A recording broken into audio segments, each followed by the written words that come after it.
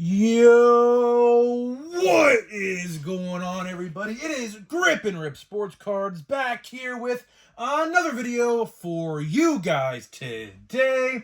And in this video, we're going to be discussing my realistic expectations for 2024 Topps Series 1 as the days keep counting down, and sooner rather than later, Series 1 will be here. So I'm going to talk my realistic expectations of what I expect from this set, as I do have some positives and I do kind of have some negatives about this set through my thought process. So before we get into that, thank you so much for joining me on this video today.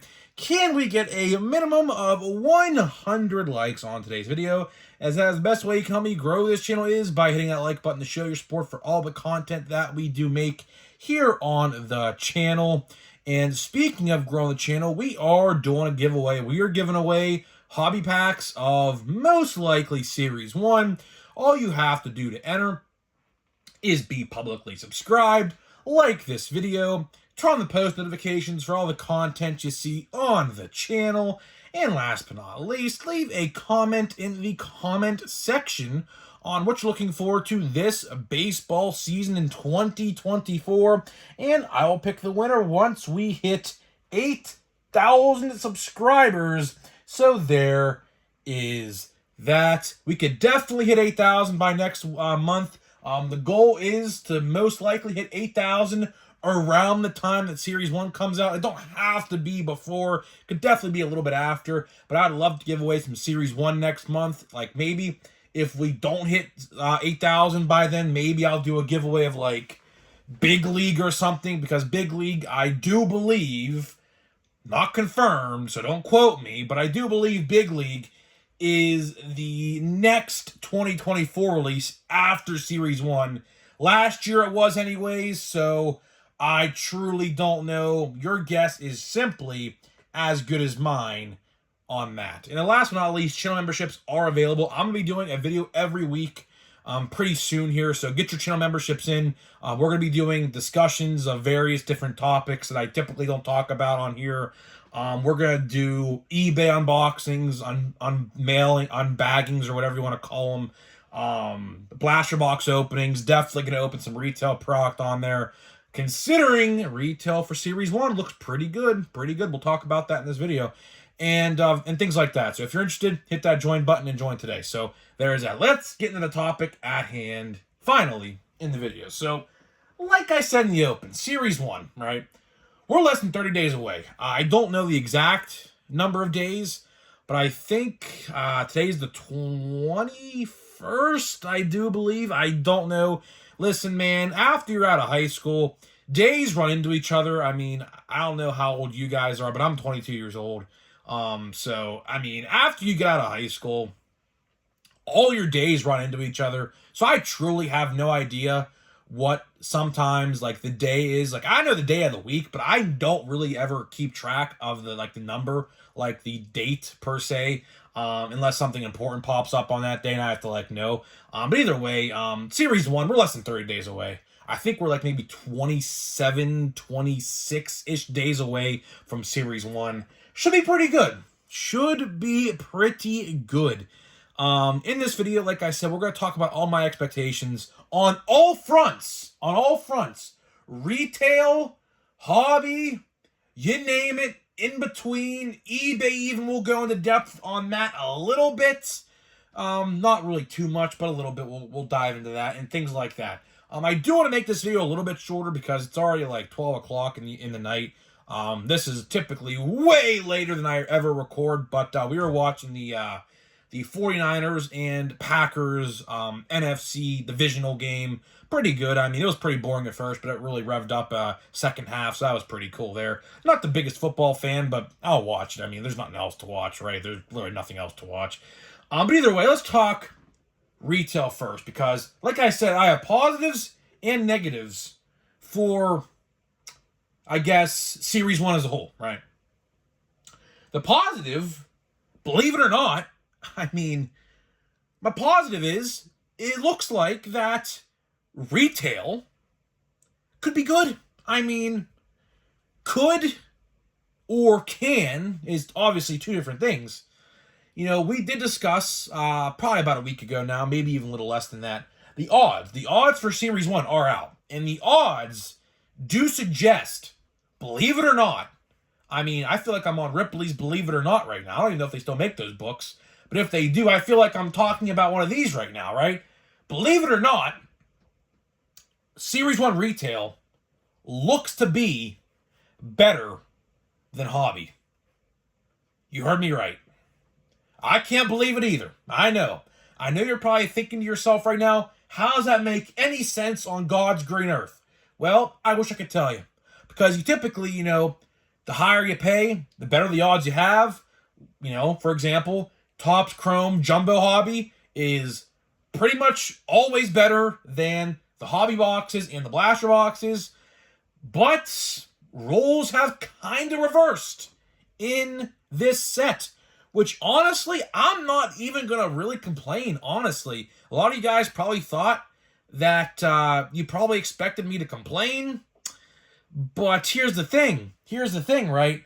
I'm not. I'm not at all. Because, you know, it's been, I mean, I don't know. I can't really tell you the last time we've had a great retail set. I guess I could say 2022 update because hanger boxes, golds were 1 and 3. And I'm actually going to check this right now. I'm going to take this out right now. What were the golds in a blaster box? Gold in a blaster box were actually 1 in 14 packs. There was 7 packs in a box. So 1 in every 2 blaster boxes contained a gold in those blaster boxes. Theoretically and statistically, hanger boxes, unironically, look to be the better option for update in 2022 as well. So, of course, as you guys are well aware, we've discussed this a little bit so far. We'll talk about it a lot more next month, I promise you that. Hanger boxes right now, still far out from the product. We're still, like I said, about 3.5 weeks away from the product. But right now, I mean, hanger boxes for Series 1 look to be the way to go. Don't know officially yet. Time will tell. Like I said, we still have a couple more configurations we don't know the odds about. There is a super box it's that Pokemon style box that you guys probably see for Series 1 and update. That box is returning. We have a monster box, which is of course just a jumbo box, basically 2 blasters boxes combined into one. And we have a dollar store box, which is very, very interesting and to be honest. A dollar store box. Very, very interesting. And from what I understand, it's not a gravity feed box. It is an actual legit blaster box you could buy at a dollar store. I don't know what that entails. Your guess is as simply as good as mine. But all I know is there are odds literally listed for that product on the odds sheet for Topps Series 1. So your guess is as simply as good as mine as to what that may pertain. I'll tell you one thing, though. I don't think this is going to be the case, but I would love to see retail exclusive parallels through dollar stores. I would. I think that would be a great way to actually go to a dollar store and actually buy those packs. Because Panini does yellows for dollar stores. Topps does nothing. They're just 4 cards for $1, and that is it. Typically, they're all base. I have never seen a parallel or autograph ever pulled my entire life from those boxes, and I don't think I ever will. But the point still stands that dollar store boxes are coming. Don't know exactly what they are. But honestly, the most intriguing I am in for a Series 1 product is this brand new, if you haven't watched my video on this, I discussed it a couple days ago, right? There is something called a Fanatics Series 1 box. And what that is it is a blaster box, but 1 in every 200 boxes, or it might be packs, I'm not entirely sure, I have to read up on it again, contains a redemption. And what this redemption can be used for is an autographed bat, baseball, jersey, maybe tickets to a baseball game. I don't know. I think it says on the card what you get. I don't think from how it's described you can choose. I think it's just like, you know, you're due to receive an autographed bat of like Aaron Judge or something like that. So that's going to be pretty cool. And you can only get those redemption cards through those boxes. We don't know the price. We don't know anything of a sort, packs, cards, whatever. But there is a blaster box called a Fanatics Series 1 box that is basically filled with Fanatics redemptions through their sites. You can redeem them through their sites. That's pretty cool on that front. Now let's get to the negative side of things, which really isn't that negative, but still kind of is. And that is, of course, the hobby configurations. Yes, the hobby configurations I am going to list as a negative. Why do I list it as a negative? Because they practically, in best way to put it, made the odds a lot worse, kinda, with hobby this year compared to last year. Which some people may look at that and say, okay, I mean, they could be fine with it. And some people, could be against it. I mean, really, it's kind of pick your poison. I'm going to list it as a negative because I think once word gets out there, and I am all for small businesses, and you'll see what I'm saying here in a minute. I think once word gets out there that retail is much better, I genuinely do feel bad for the hobby store owners that, are going to, try to, of course, make a living off of selling Series 1 at their card store. Like, for example, I bought a jumbo hobby box on Topps.com this past week, right? And I feel like I kind of got, I guess, ripped off in a sense, because what happened was they didn't put the odds for the product up on the site until after they sold out. So it's kind of like, ha ha ha, we got your money. Guess what? The odds are out, and the odds of your product that you bought are far worse than last year. But anyways, thank you for your money. That's kind of how I felt after I read the odds. Now, again, we'll have to wait and see. But a lot of people are comparing the odds to this product of 2022 Topps Series 1. Now, I did this in the other video about maybe 3 or 4 videos ago. The odds of retail for Series 1 2022 are close, but not exact, to 2024's retail odds. So, here's the best way to put it. If you like the retail from 2022 Topps Series 1, then you're probably most likely going to like retail for 2024. For example, hanger boxes, golds for 2022 hanger boxes are 1 in 8. This year, they're 1 in 9. So very similar. Very, very similar. One box difference. That's as similar as you're going to get without being the exact same, right? Blaster boxes for a gold, I believe, are 10 packs different. I believe in Series 1 for 2022, they're 1 in 36. This year, they're 1 in 47, so 11 packs. So, again, about a blaster box and a half difference there with that. So the odds for Series 1 2022 are very, very, very similar to that of 2022. And apparently, the hobby odds are almost identical as well. From a YouTube video I watched, someone explained it. I don't have a blaster box, or I should say I don't have a hobby box of 2022 sitting around them more. Obviously, I opened those up forever ago, so I can't obviously look at the odds. I could find them online to do a comparison, but people are saying that the hobby odds are very, very, very similar to that of Series 1 from 2022. So it's really a pick your poison.